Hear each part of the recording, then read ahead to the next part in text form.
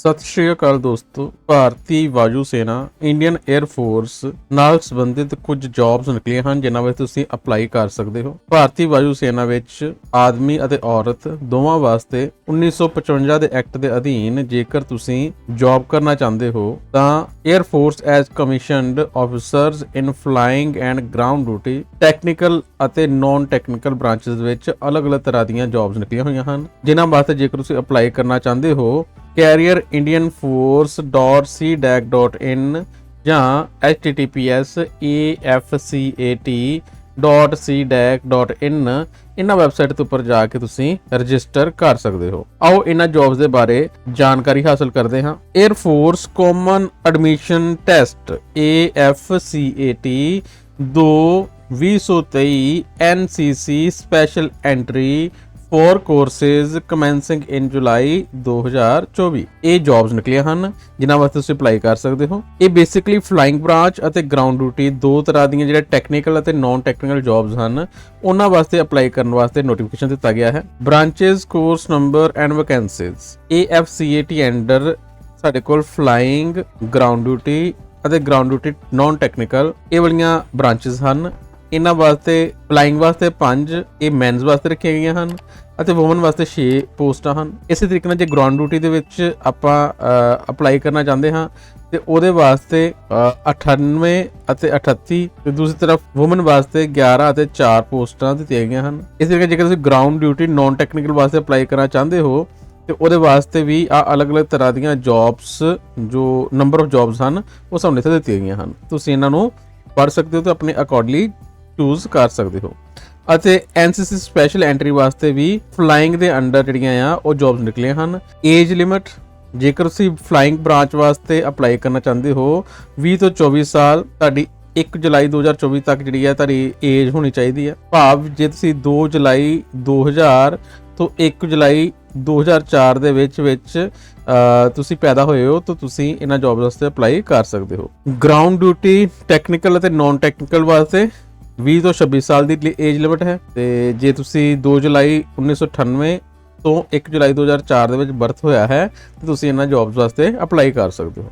ਇਹਨਾਂ ਜੌਬਸ ਵਾਸਤੇ ਟ੍ਰੇਨਿੰਗ ਜੋ ਹੈ ਉਹ ਜੁਲਾਈ 2024 ਤੋਂ ਸ਼ੁਰੂ ਹੋ ਜਾਏਗੀ। ਜਿੰਨੇ ਵੀ ਕੋਰਸਿਸ ਹਨ ਉਹਨਾਂ ਦੀ ਜੋ ਟ੍ਰੇਨਿੰਗ ਹੈ ਉਹ 에ਅਰ ਫੋਰਸ ਅਕੈਡਮੀ ਡੰਡੀਗਲ ਹੈਦਰਾਬਾਦ ਵਿੱਚ ਕਰਵਾਈ ਜਾਵੇਗੀ। ਇਹਨਾਂ ਟ੍ਰੇਨਿੰਗ ਦੀ ਜੋ ਡਿਊਰੇਸ਼ਨ ਹੈ ਜੇਕਰ ਤੁਸੀਂ flying and ground duty technical branches ਵਾਸਤੇ ਅਪਲਾਈ ਕੀਤਾ ਹੈ ਤਾਂ 74 ਵੀਕ ਇਹਨਾਂ ਦੀ ਡਿਊਰੇਸ਼ਨ ਹੋਏਗੀ ਅਤੇ ਗਰਾਊਂਡ ਡਿਊਟੀ ਨਾਨ ਟੈਕਨੀਕਲ ਵਾਸਤੇ 52 ਵੀਕ ਦੀ ਜਿਹੜੀ 에ਅਰ ਫੋਰਸ ਟ੍ਰੇਨਿੰਗ ਜਿਹੜੀ ਆ ਉਹ ਤੁਹਾਨੂੰ ਲੈਣੀ ਪਵੇਗੀ। ਤੇ ਇਹਨਾਂ ਟ੍ਰੇਨਿੰਗ ਵਾਸਤੇ ਜਦੋਂ ਤੁਸੀਂ ਜਾਣਾ ਹੈ ਤੇ ਤੁਹਾਡੇ ਕੋਲ ਪੈਨ ਕਾਰਡ SBI ਜਾਂ ਕਿਸੇ ਵੀ ਨੈਸ਼ਨਲ ਬੈਂਕ ਦੇ ਵਿੱਚ ਆਪਣਾ ਅਕਾਊਂਟ ਤੇ ਆਧਾਰ ਕਾਰਡ ਜਿਹੜਾ ਆ ਉਹ ਤੁਹਾਡੇ ਕੋਲ ਮੈਂਡੇਟਰੀ ਨਾਲ ਹੋਣਾ ਚਾਹੀਦਾ ਹੈ। ਫਲਾਈਂਗ ਅਫਸਰ ਵਾਸਤੇ ਜੋ ਸੈਲਰੀ ਹੈ ਜੋ ਪੈਕੇਜ ਹੈ ਉਹ ਸਾਹਮਣੇ ਤੇ ਦੱਸਿਆ ਹੋਇਆ ਹੈ। ਹੋਰ ਅਲਾਈਐਂਸਸ ਜਾਂ ਭੱਤੇ ਜਿਹੜੇ ਹੈ ਉਹ ਵੀ ਸਾਨੂੰ ਅਲੱਗ-ਅਲੱਗ ਜੋ 에ਅਰ ਫੋਰਸ ਦੇ ਰੂਲਸ ਹਨ ਉਹਨਾਂ ਮੁਤਾਬਕ ਸਾਨੂੰ ਮਿਲੇਗਾ। ਇਸ ਤੋਂ ਇਲਾਵਾ ਕੁਝ ਇੰਪੋਰਟੈਂਟ ਇਨਸਟਰਕਸ਼ਨਸ ਹਨ। ਤੁਹਾਨੂੰ ਇਹਨਾਂ ਜੌਬਸ ਵਾਸਤੇ ਆਨਲਾਈਨ ਹੀ ਅਪਲਾਈ ਕਰਨਾ ਪਏਗਾ ਤੇ ਤੁਹਾਡੀ ਬਾਡੀ ਦੇ ਉੱਪਰ ਕਿਸੇ ਵੀ ਤਰ੍ਹਾਂ ਦਾ ਕੋਈ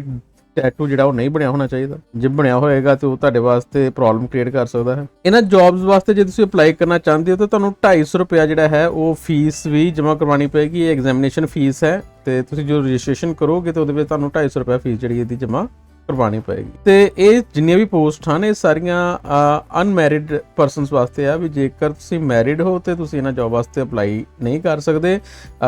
ਇਹ ਸਾਰੀਆਂ ਅਨਮੈਰਿਡ ਮੈਨ ਐਂਡ ਵੂਮਨ ਵਾਸਤੇ ਜੌਬਸ ਜਿਹੜੀਆਂ ਆ ਉਹ ਦਿੱਤੀਆਂ ਗਈਆਂ ਹਨ। ਨੇਮ ਆਫ ਐਗਜ਼ਾਮ ਹੈ AFCAT 2023 Indian air force exam conduct ਕਰਵਾਏਗੀ।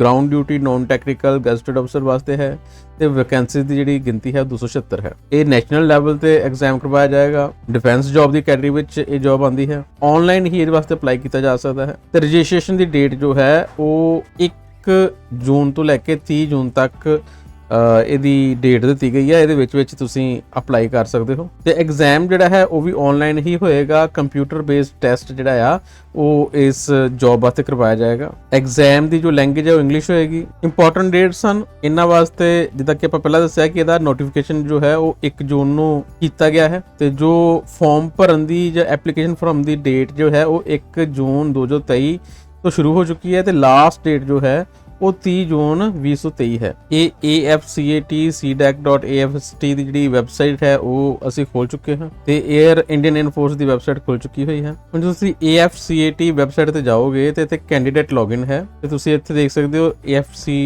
AFCAT 1 ਔਰ 2 ਆਪਾਂ 2 ਵਾਸਤੇ ਅਪਲਾਈ ਕਰਨਾ ਹੈ ਤੇ 2 ਤੇ ਕਲਿੱਕ ਕਰਾਂਗੇ। ਆ ਸਾਡੇ ਕੋਲ 에ਅਰਫੋਰਸ ਦੀ ਵੈਬਸਾਈਟ ਖੁੱਲ ਚੁੱਕੀ ਹੈ। ਅਸੀਂ ਇੱਥੇ ਆਪਣੀ ਈਮੇਲ ਆਈਡੀ ਭਰ ਕੇ ਤੇ ਪਾਸਵਰਡ ਭਰ ਕੇ ਜਿਹੜਾ ਆ ਉਹ ਸਾਈਨ ਇਨ ਕਰ ਸਕਦੇ ਹਾਂ। ਪਰ ਜੇਕਰ ਅਸੀਂ ਪਹਿਲਾਂ ਆਪਣਾ ਅਕਾਊਂਟ ਬਣਾ ਚੁੱਕੇ ਹੋਵਾਂਗੇ ਤਾਂ ਹੀ ਕਰ ਪਾਵਾਂਗੇ।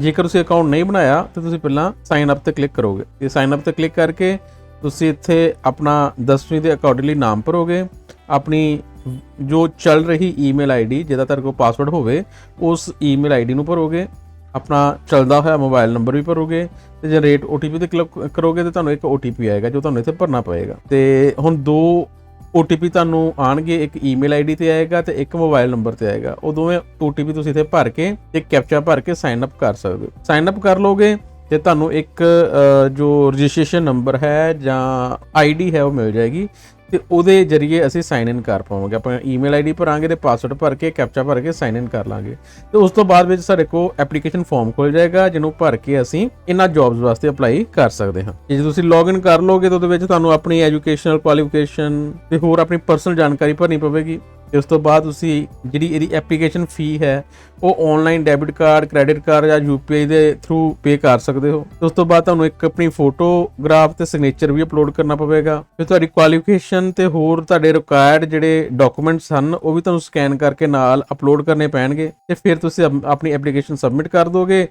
ਉਹਦਾ ਪ੍ਰਿੰਟ ਆਊਟ ਜਿਹੜਾ ਆਪਣੇ ਕੋਲ ਰੱਖ ਲੋਗੇ ਤੇ ਇਸ ਤਰੀਕੇ ਨਾਲ ਤੁਸੀਂ ਇਹਨਾਂ ਜੌਬਸ ਵਾਸਤੇ ਅਪਲਾਈ ਕਰ ਸਕਦੇ ਹੋ। ਜਿੱਦਾਂ ਕਿ ਆਪਾਂ ਪਹਿਲਾਂ ਹੀ ਦੱਸ ਚੁੱਕੇ ਹਾਂ ਕਿ ਇਹਨਾਂ ਵਾਸਤੇ ਅਪਲਾਈ ਕਰਨ ਵਾਸਤੇ 250 ਰੁਪਏ ਫੀਸ ਹੈ। ਜੋ ਫਲਾਈਂਗ ਬ੍ਰਾਂਚ ਹੈ ਉਸ ਵਾਸਤੇ ਏਜ ਲਿਮਿਟ 20 ਸਾਲ ਹੈ ਤੇ ਅਪਰ ਏਜ ਲਿਮਿਟ ਜੋ ਹੈ ਉਹ 24 ਸਾਲ ਰੱਖੀ ਗਈ ਹੈ। ਐਜੂਕੇਸ਼ਨ ਕੁਆਲੀਫਿਕੇਸ਼ਨ ਫਲਾਈਂਗ ਬ੍ਰਾਂਚ ਵਾਸਤੇ ਤੁਹਾਡੇ ਕੋਲ 50% ਮਾਰਕਸ ਦੇ ਨਾਲ ਫਿਜ਼ਿਕਸ ਤੇ ਮੈਥਮੈਟਿਕਸ ਸਬਜੈਕਟਸ ਨਾਲ +2 ਜਿਹੜੀ ਆ ਪਾਸ ਹੋਣੀ ਚਾਹੀਦੀ ਹੈ ਤੇ ਉਸ ਤੋਂ ਬਾਅਦ ਵੀ ਤੁਸੀਂ 3 ਸਾਲ ਦੀ ਡਿਗਰੀ ਜਾਂ ਗ੍ਰੈਜੂਏਸ਼ਨ BE ਜਾਂ BTech ਵਿੱਚ ਕੀਤੀ ਹੋਣੀ ਚਾਹੀਦੀ ਹੈ ਤੇ ਤੁਹਾਡੇ ਗ੍ਰੈਜੂਏਸ਼ਨ ਵਿੱਚ 60% ਮਾਰਕਸ ਘੱਟੋ ਘੱਟ ਹੋਣੇ ਚਾਹੀਦੇ ਹਨ। ਇਸ ਲਈ ਇਸ ਤਰੀਕੇ ਨਾਲ ਜੇਕਰ ਤੁਸੀਂ ਗਰਾਊਂਡ ਡਿਊਟੀ ਵਾਸਤੇ ਅਪਲਾਈ ਕਰਨਾ ਚਾਹੁੰਦੇ ਹੋ ਤੇ ਉਹਦੇ ਵਾਸਤੇ ਤੁਹਾਨੂੰ ਤੁਹਾਡੇ 12ਵੀਂ ਵਿੱਚੋਂ ਫਿਜ਼ਿਕਸ ਅਤੇ ਮੈਥਮੈਟਿਕਸ ਵਿੱਚ 60% ਮਾਰਕਸ ਹੋਣੇ ਜ਼ਰੂਰੀ ਹਨ ਅਤੇ ਗ੍ਰੈਜੂਏਸ਼ਨ ਪੋਸਟ ਗ੍ਰੈਜੂਏਸ਼ਨ ਜਿਹੜੀ ਹੈ ਉਹ ਤੁਸੀਂ ਇੰਜੀਨੀਅਰਿੰਗ ਵਿੱਚ ਜਾਂ ਟੈਕਨੋਲੋਜੀ ਦੇ ਵਿੱਚ ਕਿਸੇ ਵੀ ਰੈਕਗਨਾਈਜ਼ਡ ਯੂਨੀਵਰਸਿਟੀ ਤੋਂ ਪਾਸ ਕੀਤੀ ਹੋ ਸਕਦੀ ਹੈ ਤੇ ਜੇਕਰ ਤੁਸੀਂ ਇਹ ਕੁਆਲੀਫਿਕੇਸ਼ਨ ਤੁਹਾਡੇ ਕੋਲ ਹੈ ਤੇ ਤੁਸੀਂ ਇਹਨਾਂ ਜੌਬਸ ਵਾਸਤੇ ਅਪਲਾਈ ਕਰ ਸਕਦੇ ਹੋ। ਇਸ ਜੌਬ ਨਾਲ ਰਿਲੇਟਡ ਜਿਹੜਾ ਟੈਸਟ ਹੈ ਉਹ 2 ਘੰਟੇ ਦਾ ਹੋਏਗਾ। ਉਹਦੇ ਵਿੱਚ 100 ਕੁਐਸਚਨਸ ਹੋਣਗੇ, ਮੈਕਸਿਮਮ ਮਾਰਕਸ ਜਿਹੜੇ ਉਹ 300 ਹੋਣਗੇ ਜਿਹਦੇ ਵਿੱਚ verbal ability, numerical ability, reasoning, general awareness, military aptitude, ਇਸ ਨਾਲ ਰਿਲੇਟਡ ਇਹ ਕੁਐਸਚਨ ਤੁਹਾਡੇ ਕੋਲ ਪੁੱਛੇ ਜਾਣਗੇ। ਸੋ ਦੋਸਤੋ ਤੁਸੀਂ ਇਸ ਤਰੀਕੇ ਨਾਲ ਇਹਨਾਂ ਜੌਬ ਵਾਸਤੇ ਅਪਲਾਈ ਕਰਕੇ ਇੰਡੀਅਨ 에ਅਰ ਫੋਰਸ ਨੂੰ ਜੁਆਇਨ ਕਰ ਸਕਦੇ ਹੋ ਅਤੇ ਆਪਣਾ ਕੈਰੀਅਰ ਜੋ ਹੈ ਉਹ ਵਧੀਆ ਤਰੀਕੇ ਨਾਲ ਬਣਾ ਸਕਦੇ ਹੋ। Thank you friends.